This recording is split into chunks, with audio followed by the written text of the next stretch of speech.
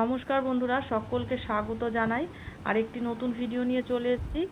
আগে আমি ধোকলার রেসিপি দিয়ে দিয়েছি। এই ধোকলার সঙ্গে আমি যে চাটনিটা দিয়ে আমি পরিবেশন করেছিলাম, এই চাটনির ভিডিওটা আমার দেওয়া হয়নি।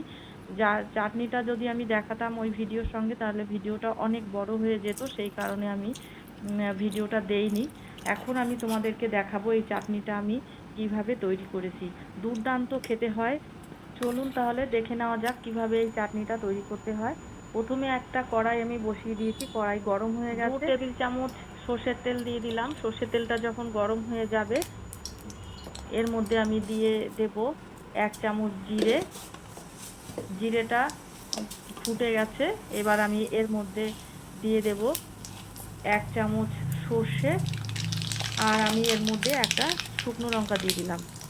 এইবারে একটা বাটির মাপ করে আমি সেই বাটির পরিমাণে আমি দিয়ে দিয়েছি ছোলার ডাল। ছোলার ডালটা যখন একটু ভাজা হয়ে আসবে, এবার এর মধ্যে দিয়ে দেব ওই একই বাটির পরিমাণে বিউলির ডাল বা উড়দ ডাল বা বিউলি ডাল, যে যেটাই বলে থাকেন। এবার ভালো করে নাড়িয়ে নেব। ভালো করে নাড়াচাড়া করার পরে একটু ভাজা হয়ে আসবে, তখন আমি এর মধ্যে দিয়ে দেব ওই বাটিরই মাপে 1 বাটি কাঁচা চিনেবাদাম। বন্ধুরা, এই চাটনি খেতে অসাধারণ টেস্টফুল মজাদার হয়। অবশ্যই বাড়িতে তৈরি করে আমাকে কমেন্ট করে জানাবেন কেমন হয়েছে। এবারে সমস্ত উপকরণগুলো ভালো করে যখন ভাজা হয়ে আসবে, তখন আমি এর মধ্যে দিয়ে দেব ফ্রেশ নারকেল। আমি নারকেল কুড়িয়ে নিয়েছি, একটা নারকেলের হাফ মালা আমি কুড়িয়ে এর মধ্যে দিয়ে দিলাম। দিয়ে দেওয়ার পরে আমি আবার ভালো করে নাড়িয়ে নেব। নাড়িয়ে নারকেলটাকে ভালো করে ভাজা করে নেব। নেওয়ার পরে আমি এর মধ্যে 3টে কাঁচা লঙ্কা দিয়ে দিলাম। যে যেরকম ঝাল খাবেন সেই অনুযায়ী ঝাল দেবেন। ভাজার সময় গ্যাসকে লো ফ্লেমে রাখতে হবে, যাতে পুড়ে না যায়। হালকা আঁচে ভাজতে হবে। আমার দেখুন ভাজাটা হয়ে গেছে। ভাজাটা আমি নামিয়ে নেব। নামিয়ে নেওয়ার পরে আমি কড়ার মধ্যে আবার 1 টেবিল চামচ মতন আমি তেল দিয়ে দিলাম, সর্ষের তেল। এবার আমি 1 মুঠো কারি পাতা দিয়ে ভেজে নেব। কারি পাতাগুলো মচমচে করে ভাজবো না। আম পাতাগুলো খানিকক্ষণ নাড়ালে পরেই নরম হয়ে আসবে, আর আম মোটামুটি ভাজা হবে, অথচ মচমচে হবে না, সেই পর্যায়ে ভাজতে হবে। দেখুন আমার কারি পাতাগুলো ভাজা হয়ে গেছে। এবারে আমি কারি পাতাগুলো নামিয়ে নিয়েছি। এবার একটা মিক্সারের জারের মধ্যে যে উপকরণগুলো আমি ভেজে নিয়েছিলাম, সমস্ত কিছু আমি মিক্সারের জারের মধ্যে আমি নিয়ে নিলাম। নিয়ে নেওয়ার পরে আমি যে কারি পাতাগুলো আমি ভেজেছি, সেগুলো আমি এর মধ্যে দিয়ে দিলাম।